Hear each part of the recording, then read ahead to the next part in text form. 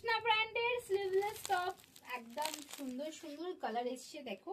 এগুলো সাইজ আছে 36, 38, 40, 42, 36, 38, 40, 42। দাম আছে কিন্তু 230 টাকা। এগুলো যে একবার পরবে সে তো বারবার চাইবে।